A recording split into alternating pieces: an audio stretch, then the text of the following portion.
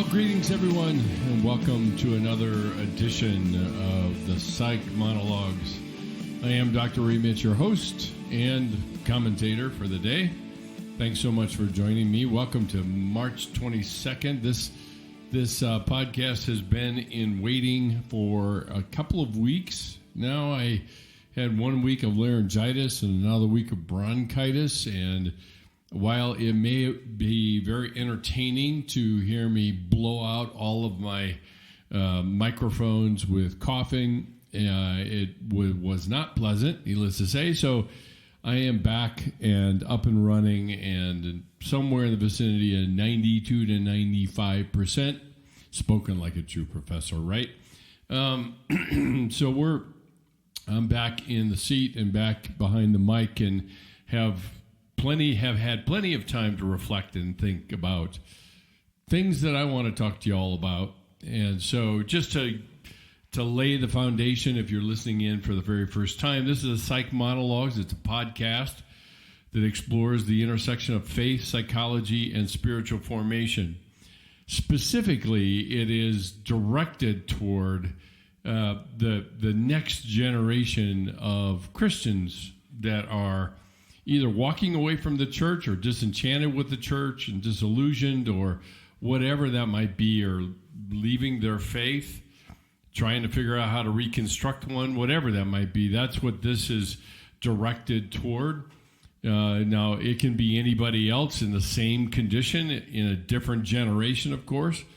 But I think in a lot of ways we end up with different issues, let's put it that way, depending on the generation you're in. And I've been doing this long enough as far as counseling is concerned and things like that, that I have begun to notice some significant differences in this particular generation, because this is the generation that I am teaching.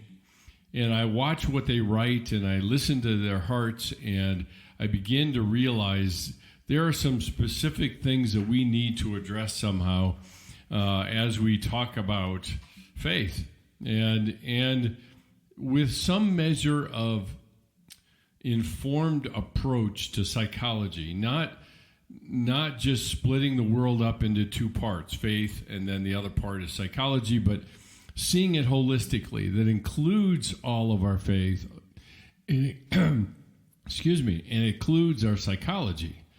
In a lot of ways, my observation has always been that in many cases, not all, but many cases, people's theology is informed by their psychology, and if they're not really all that aware of it, then it becomes a problem. It becomes codified into a theology without really looking at where it all came from. So the final component part that we're going to focus on and continue to focus on is really spiritual formation, and how do I engage this thing that I refer to as a journey, and what does it actually look like? So pull up a chair, get comfortable, relax. Thanks for giving me a short slice of your time today, just to talk about some of these issues that ultimately matter to you. That is one of the things, and I'll say this at the end of the podcast, that I'd love to get a dialogue going. If you tune in to our Instagram channel on the social media, there will usually be a question there for you to interact with. And there may be a few things that I say today that get you thinking. And I would encourage you to post some questions so that I can address those, because ultimately I respond better to the questions people have than to guess at what the issues are that you might have. So issues that matter to you, where you live, what you think, how you feel, how you experience living life with others and Jesus, and moving on from there. So we are in a series, and what I've been saying is I want to tackle what spiritual formation actually looks like. It's kind of a buzzword in the Christian community today, and I'm not sure anybody really defines it very well, which is something that I am something of a stickler about, because we talk about terms and topics and concepts assuming that the other person knows exactly what we're talking about when actually they don't. We don't. the simplest one, I would say, is just simply the word love. Is what does love entail? And in most cases, we define love in terms of how it feels, but we don't identify it in terms of the landscape of love. What does it actually look like in my relationships with other people? Is it always being loving? Again, another term we'd have to define. Or is it include something I want to talk about next time, and that is just what boundaries are and why, ultimately, why are they so important? Not only in a spiritual sense, but also in a relational sense. So I'm trying to tackle some of the issues around what spiritual formation looks like and some of the obstacles, I think, ultimately that come with it into the spiritual formation. Because we can talk about this concept and never really address the things that interfere or sabotage our efforts. And the moment sabotage enters the picture is the moment we revert and default back to our old strategies, actually, of defining and creating rules to live by rather than cultivating a relationship to live in. So here's a question for you. And I don't know about you. I don't think that I'm that unusual and all my detractors can stuff it. But I'm not standing in the front of the line saying, I love all my insecurities. No, I'm not. No more than anyone else is. And so the question I want to try to tackle is, how do we feel about our insecurities is one thing. And secondly, what do those insecurities, because that's a phrase we use, what do they tell us? What do they tell us in terms of what really matters to us? Because in a lot of cases, it's not the things that I feel secure in. That's where the word comes from. It's not the things that I feel secure in. It's the things that I don't feel secure in, otherwise known as insecurity, that oftentimes defines me, whether I want it to or not. It does, because of how I do it. So what can they tell us about the things that are really important, but also what can they tell us in terms of how do I approach my relationship with God, my relationship with other people? Because those things are intertwined. They are not separate at all. So one of the things I want to mention to you is just how we tend to respond to our insecurities. We're going to start there, and then we'll look at what exactly do these things tell me and tell us, and then finally, how do I respond to it? I will never, ever, ever give you a 12-step program to overcoming your insecurities. For one main reason, I think they're there for a reason, and that's for us to pay attention to, and that's why I'm talking about this. But what is our insecurities? And if you ask anyone, and there are some differences between men and women for sure, but if you ask anyone, they all will, with one voice, say, I hate my insecurities. But then you got to ask the question, why? Why is it that we hate them so bad? And there's a variety of things that we can kind of look at and talk through. The first one is our typical response to our insecurities is that we condemn them. We condemn them. Now, let me back up a second. The one thing I didn't address that I probably should bring up is the fact of the matter is a lot of people look at our insecurities and see them as part of our sin nature. Now, in an ultimate sense, that is absolutely true. We are insecure. You could make a pretty good case, I think, that Adam and Eve, when they ate from the tree, felt insecure for the very first time in human history. They felt that. And what did they do? They hid, right? So our insecurities have this propensity and build this propensity into us, or inclination into us, to try to live life without God in it, and therefore then we land in the world of sin. Sin is not necessarily has to be shrouded in all of this shame, because that's a motivational component. But sin is missing the mark. God sets the mark for what we are supposed to be or how we're supposed to behave, and we miss the mark. And ultimately, if we're going to hold ourselves to being holy, set apart, because that's what the word means, and Christ-like, we will always be falling short. So we've got this dual existence that we have to contend with in terms of what my nature is. It's part of who I am, and what my behavior is, which is the outgrowth of that nature of who I am and how I am. Now, all that being said, I'm not denying any of those things. All those things are true. They are, and oftentimes I'll point to the fact that they are big T truth. In other words, they're universal to all of us. They are all there. What is small t, little t truth, is how I relate to these things. And so let's take it out of the language of sin and sinfulness for right now and focus in on how do I approach and deal with the things about me that I see as liabilities, and liabilities for what? What are they making me insecure about? And in a lot of cases, it always comes back to relationship, because it was in the context of relationship that we build these insecurities, that we experience these things, not build them. So the first thing we do, the easiest thing I think we do, is we just simply condemn them. And like I said, remember, I'm taking it out of the world, sin and all that means. We'll leave that there for now. But let's just talk about the psych piece of this when it comes to insecurities. And the easiest thing that we can do is to condemn them. Now, again, what does that tell us? What insecurities do you have that's running through your mind? Because I could take a poll of my audience here with the psych monologues, and what I probably find is there would be a smattering of body image, of not talking with people fluidly or awkwardly, or feeling awkward, or I can't do something good or right according to some standard, which we're undefined about. So whether that's math, how many people have said, I just don't do math?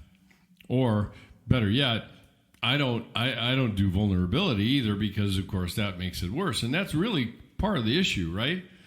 Is that these insecurities, we condemn them because they are a massive threat to our sense of control and our sense of safety. And you might even say certainty. So why do we condemn them? Because they make us vulnerable. And the worst thing about it is they actually make us the focus of scrutiny by other people. So we draw attention to ourselves with our insecurities. Saying something like sticking your foot in your mouth or being insensitive or whatever. And you know, again, what's kind of interesting about the world that we're living in now is you might stick your foot in your mouth, but the people around you probably are not going to say anything about it. Now, I think we all know they'll say something about it to someone, and that's exactly what we want to try to control. But we're trying to stay out of the rangefinder of people around us, and our insecurities actually make it worse.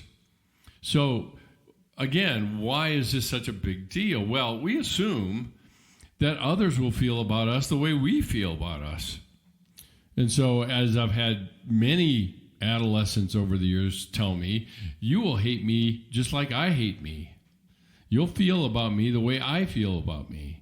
So therefore, I am not going to give you the opportunity by my behavior, by how I shut down, maybe not present anything. I will do everything in my power to make sure that you don't do certain things, including making certain conclusions about the things that I see as my insecurity. And there's a variety. You've got your own list. Everybody's got a different list in terms of what they feel like makes them condemned. And that part of us, we condemn. We hide. We lock it up and put it away.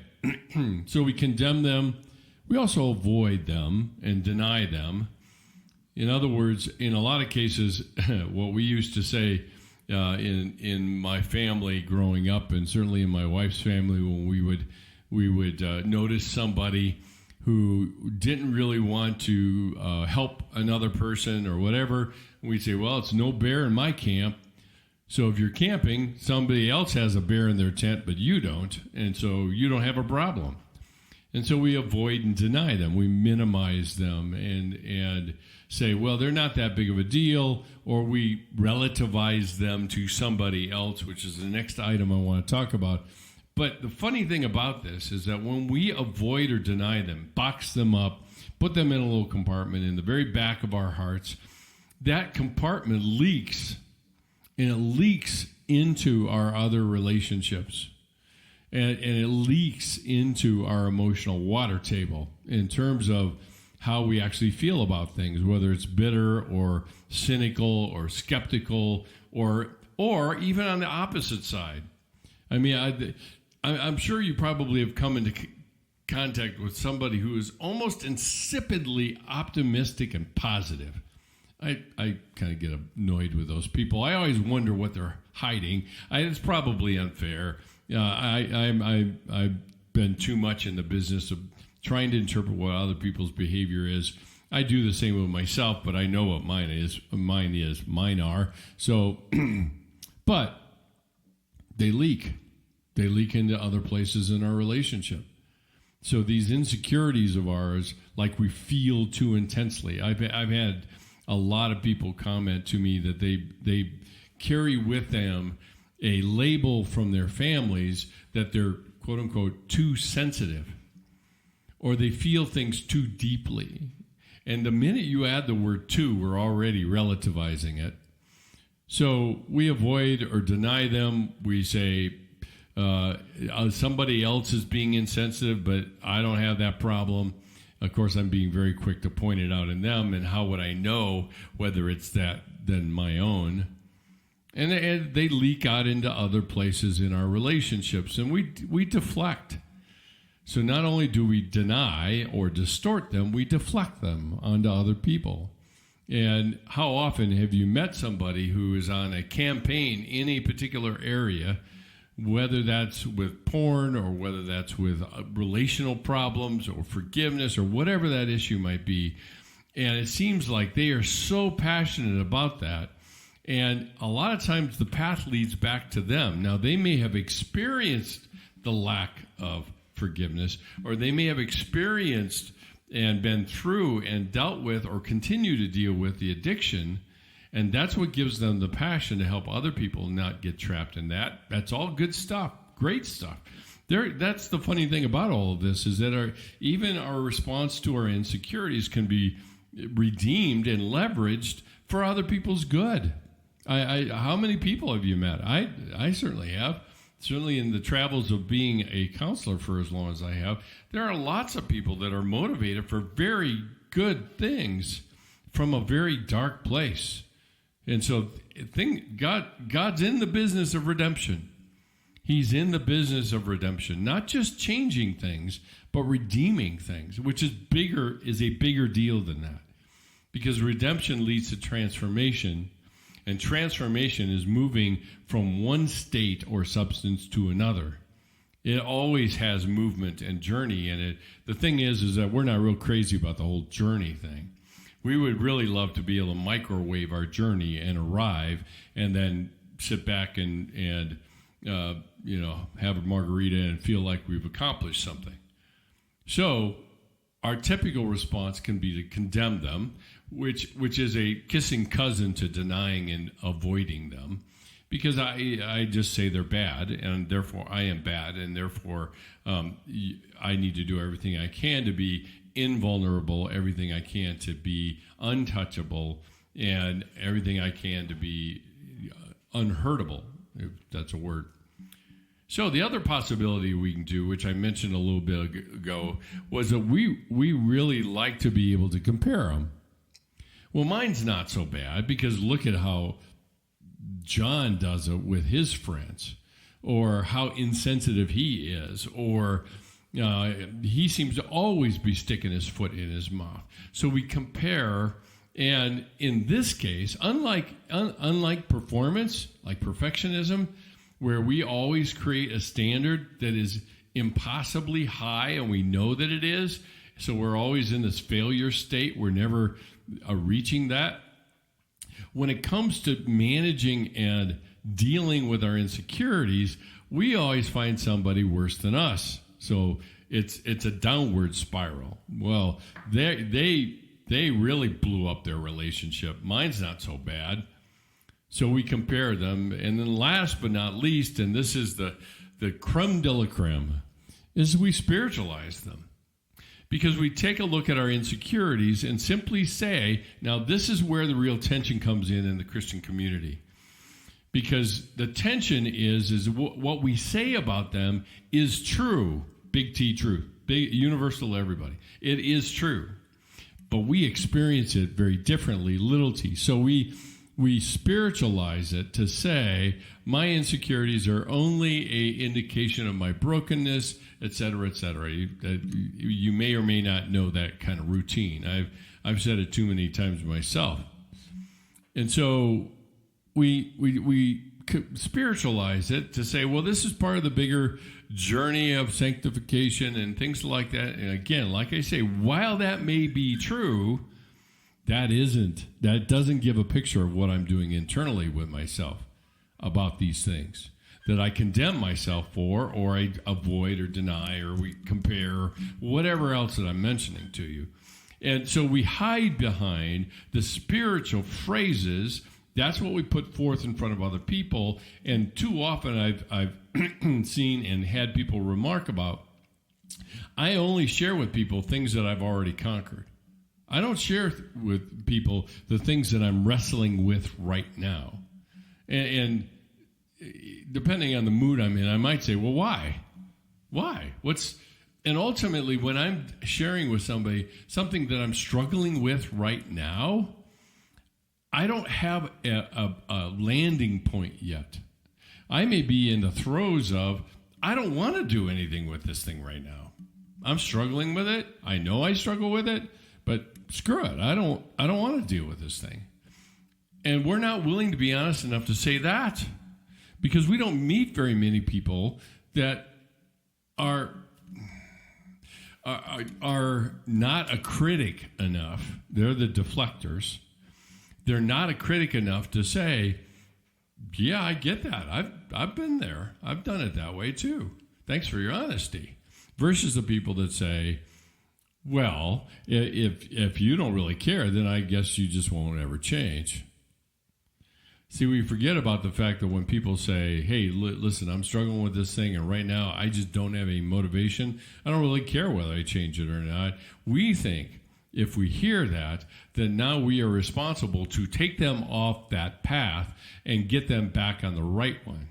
Well, I got news for you. One, you don't have the power to do it.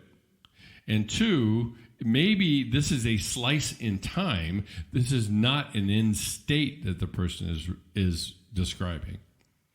And so we've got to find a way to engage where the person is, not where they should be, because it's not our job. God has the ability and the power to move people toward where they need to be. Our job is to accept them where they are. Now, the problem for most of us is that if we accept them where they are, we think, another distortion in our own thinking, we think that we're condoning what they're doing. And that is fundamentally not true. It's not true. I can accept, listen, I have been talking to people for 40 years. And there's much of what I do that is accepting people where they are. They say something that they are sure they are going to get bludgeoned about. And when they say it figuratively, they are shrinking back and bracing themselves for the onslaught of shame that would come from the other person, namely me. And it doesn't come. And then they say, okay, so isn't this your part here to bludgeon me so I feel bad enough so I finally change? No, not really. I know that state so well and have experienced it so much myself. I don't need somebody to bludgeon me anymore. I'm doing a fine job of it. Thank you very much. I need somebody that will say, yeah, I get it. I really do get it. And tell me more so I understand more deeply what it is you're wrestling with and what you're struggling with. When I say that, I am not accepting or condoning the person's behavior. Now, a lot of that hinges on to what degree do I really know the person, and I have enough relationship to know what's going on with this person. And if I don't know that, then I better start asking some really good open-ended questions so I understand that a little bit better. So, our typical responses take us farther and farther away from our insecurities rather than leaning into them. And like I said at the top of the podcast, is they tell us something. And there are 3 different tyrants that are connected to this whole thing of how we respond to our insecurities. The first tyrant, which I mentioned before, was comparison. We live in, and if you look at social media, it will bear out the reality of this. We live in a culture of comparison. And the question is what are we searching for? I would suggest we are searching for worth because we are better off than somebody else. Now, that doesn't sound vaguely familiar from a parable Jesus told of a tax collector and a Pharisee in the temple. And the Pharisee is saying, well, thank God I'm not him.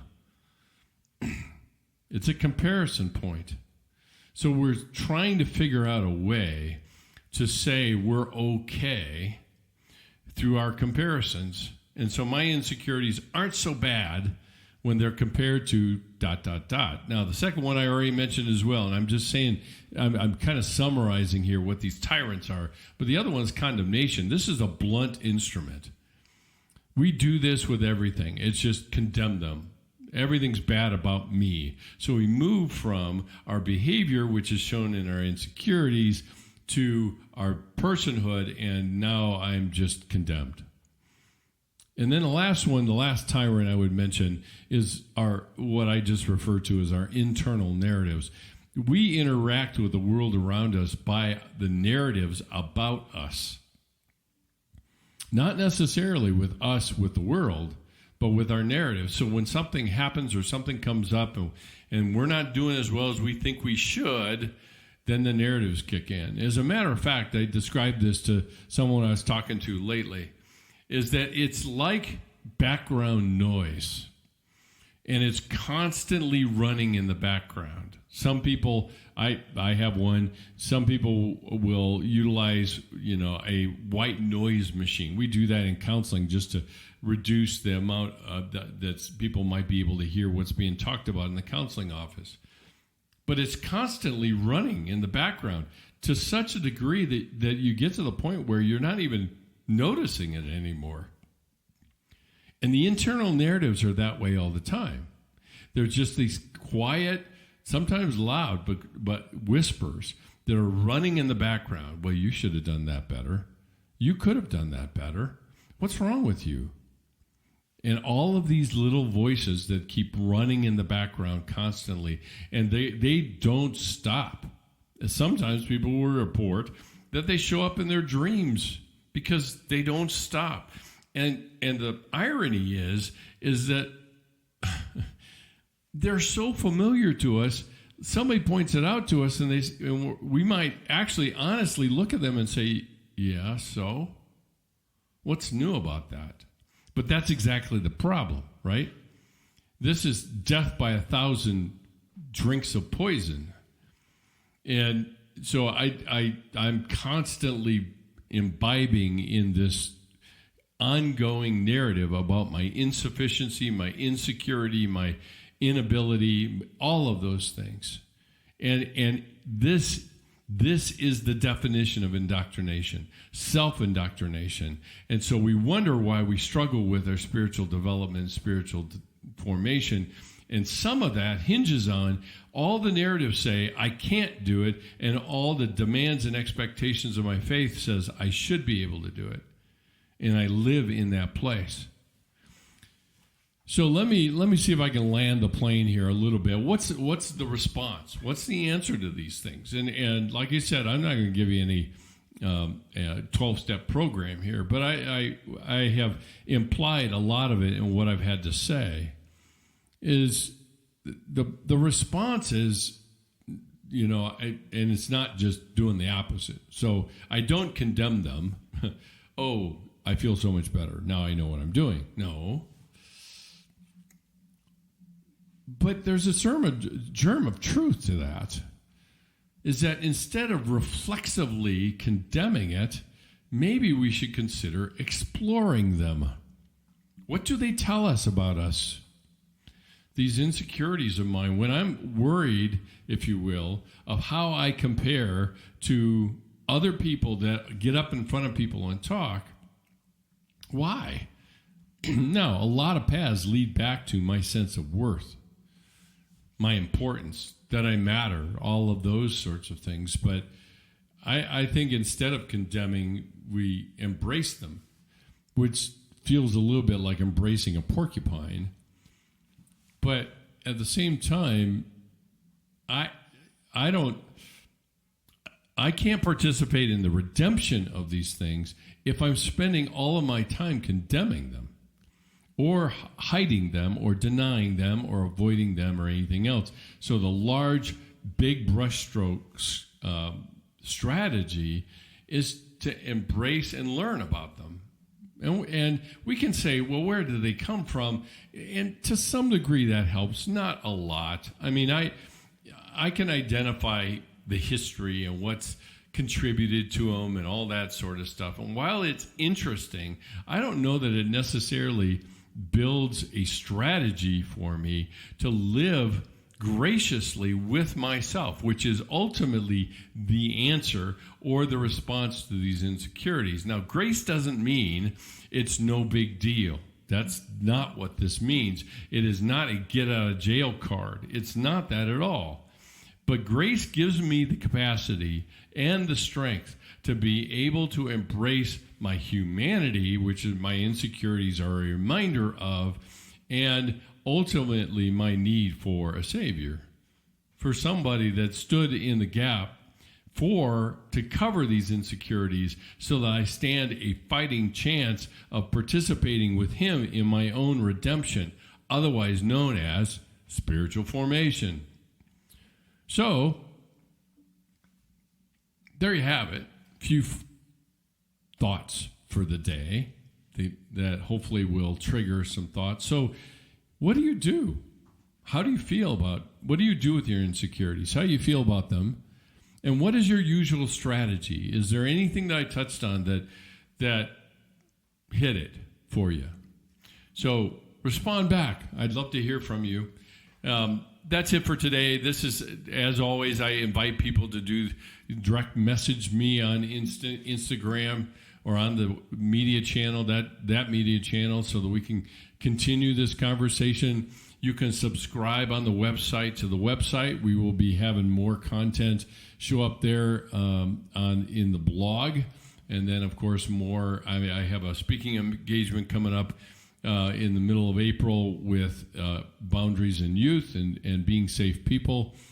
So subscribing to the website will let you know when new content shows up. Also, subscribe to us on Instagram at The Psych Monologues, Facebook, ray.mitch, M-I-T-S-C-H, and LinkedIn at Dr. Mitch. So any one of those social media platforms we can be found on. Obviously, you can get the podcast on any of the outlets that you use, whether it's Spotify or Stitcher or iTunes or Amazon Music or iHeartRadio, whichever you prefer. You can look to any one of those as well. And I already mentioned about the blog posts. The other thing I want to bring to your attention is that this podcast, ultimately, the focus is to make people aware and invite people to partner with us to develop the scholarship fund to allow students to participate in the silent retreats. We are in an unusual place. We have 2 retreats this spring, and we have 2 retreats next fall. And so we are in an ongoing effort to raise funds to make it possible for students to go to it. Thankfully, we have been able to get support for the first spring retreat. So all my active students that are going are only going to need to pay $50. The second retreat is for alumni, and this is the folks that have graduated from CCU and are coming back. They're coming back from all over the country to participate in these silent retreats. So I would encourage you and ask you to prayerfully consider how you can partner with us to continue to grow the scholarship fund. Your gifts are tax deductible. And you can either write a check to 1615.tv and on the envelope, make it the same with the P.O. Box of 1777, Castle Rock, Colorado, 80104. Or at the bottom of the page for Silent Retreats, you will find a Donate Now button. And you can either donate one time or you can donate multiple times. And you will get a receipt because it's tax time. You'll get a receipt for the donation that you made. So whatever you do, including prayerfully backing us up, if you will, and folding us in your prayer for the retreats that are coming up, would be much, much, much appreciated. So I think that's it for today. Thanks so much for joining me. I pray you have a great week ahead. We've got a few more days, and I will see you next week. Love ya. Later. Bye.